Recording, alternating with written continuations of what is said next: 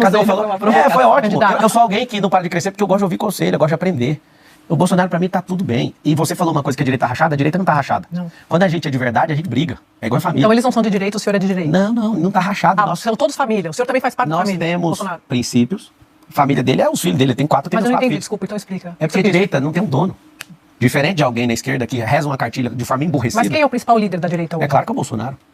Que é isso, ele foi o cara que acendeu a presidência. Então volta para minha pergunta inicial, como que o senhor vai convencer o eleitor? Eu não vou convencer o eleitor de Bolsonaro, eu só estou mostrando quem eu sou, é só ver o que eu posso fazer. Mas olha só, aqui na última pesquisa da Datafolha, mostrou que o senhor tem 44% dos eleitores que dizem que votaram em Bolsonaro, dizem que votam no senhor, e o Nunes tem 30%. Então, ele vai perder todos os eleitores do Bolsonaro, porque eles vão descobrir que ele apoia a ideologia de gênero, ele vai descobrir que ele é abortista, vai descobrir que um monte de coisa que a direita pira com essa. Mas o senhor acabou de dizer que Bolsonaro é o principal líder da direita. É mesmo, só que as pessoas não têm não vote no Marçal, como ele está dizendo, vota no Nunes. Pode ficar à vontade. Mas como faz com o eleitor? Posso fazer nada, eu vou mostrar meu trabalho do mesmo jeito, eu já estou sozinho, ele nunca encostou na minha campanha. Quando eu fui eleito deputado federal, o Bolsonaro não gravou um vídeo pra mim, eu fui eleito do mesmo jeito. E essa briga com o entorno ali? Com o entorno não, é só com o retardado do Carlos Bolsonaro. Não, senhor, tem o Carlos Bolsonaro, que tem feito críticas ao senhor. Ele atrapalhou, nós perdemos a presidência da República. Deixa eu concluir, por favor. Desculpa, vai lá. E tem o deputado Eduardo Bolsonaro, inclusive deputado federal eleito aqui por São Paulo, uma base gigantesca. Top, eu entendo. Mas ele está atacando o senhor.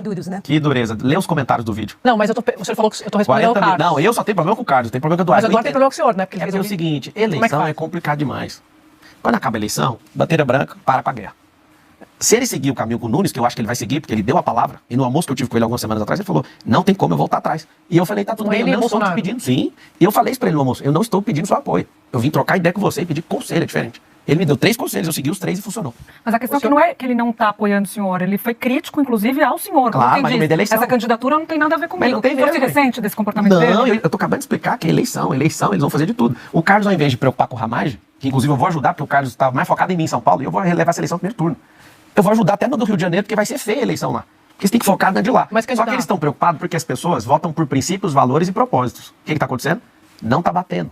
Por que eu estou em paz em relação a isso e por que eu assumi a liderança dessa corrida eleitoral agora? Com pouco dinheiro, só com o celular, um sonho, Deus e o povo. Só. O senhor não quer ser o líder da direita? Não precisa. Esse não é o objetivo do senhor. Eu quero que tenha 1000 Bolsonaros, eu quero que tenha 1000 Pablos, eu quero que tenha 1000 Nicolas. Mas tem espaço para os dois líderes? Você falou que ele é o maior líder. Ele é o maior, ninguém vai tirar isso dele. Nem o senhor. Mas pra quê? Eu não quero esse peso, eu não quero ser um cara, nada disso, eu quero servir o povo de São Paulo. Mas a partir do momento que, contra a indicação dele, o senhor puxa esse eleitor, porque eu acompanhei a Andréia falando muito sobre isso, a gente conversou todo mundo com as fontes, o senhor também está na eleição, então vai fazer um discurso que considerar mais aprazível, inclusive para não causar rejeição nesse eleitor que tem uma admiração muito grande pelo presidente Bolsonaro. Mas a grande questão é que a gente passou a ouvir dos auxiliares ali mais próximos, né? O Pablo Marçal não quer estar com, ele quer ser o. Credo, eu já tenho temor de que o senhor suplantasse o que é. O senhor considera, por exemplo, que a liderança, de certa forma, dele pagou o preço pela derrota na eleição e pode estar superada? Esse é o temor do entorno. A gente perdeu a eleição por causa do Carlos Bolsonaro.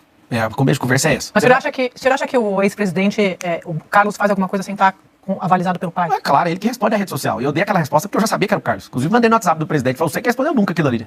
A gente troca ideia pelo WhatsApp. O que ele respondeu pro senhor? Ele me mandou as justificativas dele depois da censura, acabou que ele não respondeu esse caso. O que acontece? O Carlos é um cara ciumento, todo mundo estiver assistindo, olha lá, vai lá, Jair Bolsonaro, vê se o Jair segue a esposa. Mas o senhor acha que o ex-presidente vai ficar contra o próprio filho? Claro que não, mas eu já poupei demais o Carlos por conta do presidente. Só que no meio da eleição, o cara lá do Rio de Janeiro, que não tá vencendo a eleição dele, quer preocupar com a minha, que já tá aqui bem caminhado. Mas ele tá preparado com a eleição do senhor, isso que a gente tá falando, tá preparado com o domínio dessa base que o senhor já viu o senhor falando? Eu não quero tomar nada do Bolsonaro, não. A liberdade não tem dono. É isso. Eu não tô assumindo liderança de Bolsonaro. Bolsonaro, ele tinha 3 ações que estavam tornando ele inelegível. Inclusive, deixa registrado que eu acho injusto. Reverteu uma, falta reverter 2. Vai ter meu apoio para a presidência em 2026, que eu sei que ele vai conseguir reverter. Eu imagino que ele está apoiando o Centrão para conseguir reverter essa inelegibilidade, eu entendo ele. Só que a gente não pode entregar São Paulo para pessoas que não têm o mesmo compromisso que a gente. Eu entrei nessa eleição, eu não ia disputar a prefeitura de São Paulo. Quando eu vi sacando o Salles, eu percebi, mas como é que vai ficar 2 esquerdistas de um lado e do outro? Eu não sou contra o cara que é esquerdista disputar a eleição. Desce o bambu, faz o que você quiser. Agora, dos 2 lados, o esquerdista, tá todo mundo feliz. Não, já vai dar segundo turno aqui, vai dar não. Aí eu abri um vídeo, não sei se vocês chegaram a olhar. Eu fiz um vídeo, se em 30 dias não aparecer alguém com mentalidade e riqueza, alguém que quer transformar a cidade e não tiver princípios e valores que a gente defende, pode me considerar candidato. Candidato, eu queria pegar carona numa pergunta da Mônica sobre o quão execuível é ou são propostas suas. O senhor disse, por exemplo, que vai gerar 2 milhões de empregos na periferia. Vai gerar só as empresas. Eu vou facilitar a liberação fundiária, vou trazer empresas e vou promover gente. Tá. Através dos braços de ensino que eu falei. Que vão ser dentro das próprias empresas. Eu já uso esse método e já multipliquei para muitas empresas, inclusive, e funciona. Eu atravessei você, Camarote? Não, mas pode fazer a pergunta. Ok. O senhor sabe quantos empregos, segundo o IBGE, formais e informais, o Brasil criou nos últimos 12 meses? o senhor não precisa saber desse número, tá? Só para deixar claro. 2,9 milhões. O senhor promete para a periferia de São Paulo, é quase o que faz o Brasil inteiro. Você volta com o presidente formal e incompetente. informal. Acho que não é uma questão de incompetência Tem aqui. mais de 2.800 cidades no Brasil com gente de Bolsa Família ao invés de ter emprego. Candidato, e olha proibindo só. essas pessoas de ter emprego. É por isso que não gera mais emprego. Eu fico com a sensação um pouco de venda de terreno na Lua quando o senhor fala desses 2 milhões. Mas vamos lá. Se a gente for pegar, por exemplo, a sua promessa de zerar em 18 meses a fila para cirurgia, certo? Hoje, por exemplo, no Brasil, faz-se 2.400 cirurgias por dia. Cirurgias eletivas. Para zerar em 18 semanas, seriam 1.730 cirurgias por dia só na cidade de São Paulo. Isso mesmo. Sabe o que a gente vai fazer? Convênio com outras cidades, convênio com o governo do estado, mutirão. Nós vamos pegar toda a ociosidade de todos os hospitais particulares, não só da cidade de São Paulo, mas do interior, aonde couber. Esse é meu compromisso. Nós vamos total dedicação de 18 semanas para fazer isso. O senhor está incluindo os hospitais da cidade que não seria Mas a gente vai administrada pagar, pelo senhor. A gente vai pagar. Camarão. É o seguinte, a gente vai pagar isso. A gente vai fazer convênio, vou explicar por quê. Porque a gente tem 38 cidades na região metropolitana. E aí o que acontece? A gente precisa da ajuda de todo mundo. Eu vou abrir o jogo. A gente precisa cuidar das pessoas em primeiro lugar. Tem gente morrendo em fila de hospital porque não tem cirurgia, não está conseguindo. O prefeito bate no peito, batemos o recorde. Cara, mas por que com toda essa potência que é São Paulo ainda tem pessoas precisando disso? Vou atrás do Conselho de Medicina para liberar a telemedicina, como foi na época da pandemia. Aquilo é um instrumento de inteligência absurdo para a gente fazer isso. 40% das pessoas que fazem exame não tem retorno. Mas cirurgia não dá para fazer por telemedicina. Não, eu estou falando dos exames. 447 mil exames de cá, 192 mil cirurgias do lado de cá. A gente precisa fazer uma situação de guerra. Quando eu ajudei lá no Rio Grande do Sul, só meu grupo mandou 206 carretas para lá. E eu vi que se a gente é comprometido em fazer isso, foram 4 milhões de quilos de suprimento. Mandei todas as minhas aeronaves, pedi aeronave para um monte de amiga, a gente usava aeronave para mandar medicamento. Fizemos uma desossa em 33 dias. Uma das minhas empresas ficou com o portão aberto 33 dias. Ô, candidato, mas vamos voltar aqui para a cidade de São Paulo. Deixa eu só terminar a resposta dela, por Não, favor. o pessoal está falando do Rio Grande do Sul. Mas é porque eu fui o ator lá. E aí, sabe o que foi o sentimento que eu tive lá? Eu vi o governo federal chegando atrasado, e está comprovado, não tem discussão nesse assunto. Eu percebi que se a gente parar no sistema de mutirão, a gente resolve qualquer problema. Eu vou fazer isso em São Paulo. Eu fiz no Rio Grande do Sul, vou fazer em São Paulo. Eu estou fazendo isso em Angola, vou fazer aqui em São Paulo. Eu sei como é que faz. Eu não sou um garoto que está sonhando com um Brasil melhor. A gente tem dinheiro, tem competência. Engraçado, eu estou em 19 segmentos diferentes no mercado. Eu entendo muita coisa que o governo já faz. Eu só não sou funcionário público, eu preciso de um emprego. Me dá um emprego, o número é 28, eu preciso de um emprego. Candidato, vamos aqui falar de meio ambiente da cidade de São Paulo, que é uma questão muito importante. Um estudo da USP, que mostra algo preocupante, que são as ilhas de calor. O centro da cidade tem, em média, 7 graus a mais do que as áreas mais periféricas. Precisa de árvore. Esse movimento, é isso que eu queria saber do senhor, quais são as suas propostas.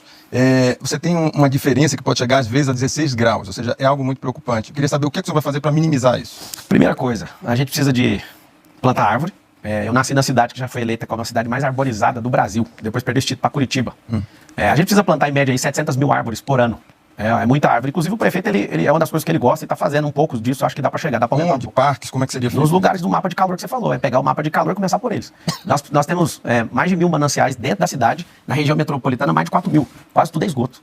A gente, com esse tráfego de 7 milhões de carros, se a gente não descentraliza o universo empresarial gerando emprego nas pontas, a gente vai continuar com esse efeito desses gases que esses carros soltam. Isso. O governador Tarcísio teve a chance de isentar o IPVA dos carros elétricos. Acabou não aprovando porque ia perder um pouco de dinheiro no caixa do Estado. A gente precisa de ter incentivo para a gente eletrificar a frota. A gente precisa pegar os ônibus e amarrar isso no contrato, que eu vou revisar todos os contratos da prefeitura, para colocar data para converter todos os ônibus a hidrogênio. Nós precisamos do apoio do governo federal e do parlamento para pegar o lixo e transformar em hidrogênio. A gente tem que fazer dinheiro com isso. A legislação não permite fazer do jeito que eu quero fazer. Então, assim, a gente tem um grande desafio, não é só plantar árvore. É eletrificar a frota, eu preciso do governador para fazer isso. Porque a gente não consegue dar um salto se não tiver isenção de IPVA. Você vai em Brasília, tem isenção de IPVA. Você está aqui em São Paulo, ele quase levou isso, mas entre aspas, perder dinheiro agora para a gente salvar a cidade, salvar o Estado. Ele acabou não fazendo. É uma coisa que eu quero insistir, por mais que foi decidido, eu acredito que para eletrificar essa frota tem que fazer isso.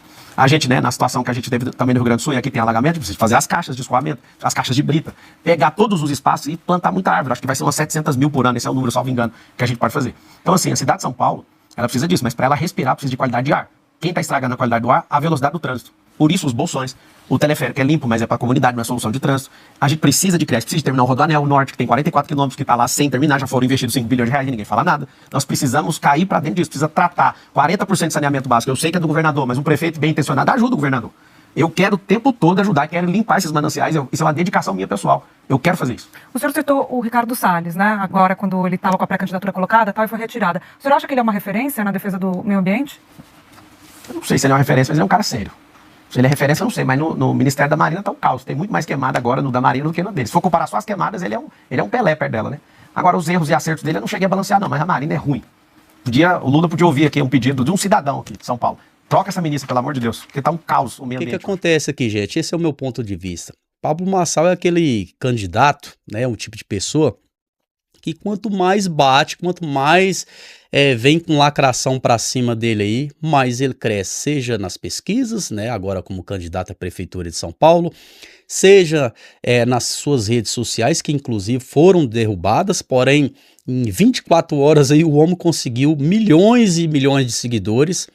É um cara que surpreende, cada dia que passa vem surpreendendo. E outra coisa, goste você ou não sei se você é de São Paulo ou qualquer outra região aí do país, gente, Pablo Marçal, ele é um candidato aí, gente, que não tá usando nenhum centavo, ele não tá usando nenhum centavo do nosso dinheiro, não tá usando nada do dinheiro público para se autopromover, para cargo público, qualquer coisa que seja, nenhum centavo, gente. É um cara limpo. Se tiver alguma coisa, ele mesmo já deixou explícito, se tiver alguma coisa, ele vai pagar e paga dobrado, né? Mas essa galera gosta mesmo de bater nessa tecla, mas aqui não colou e quebraram a cara. Show de lapada do Pablo Marçal. Se você gostou aqui, meu amigo, do nosso conteúdo, eu te convido a se inscrever no nosso canal para mais atualizações com mais vídeos.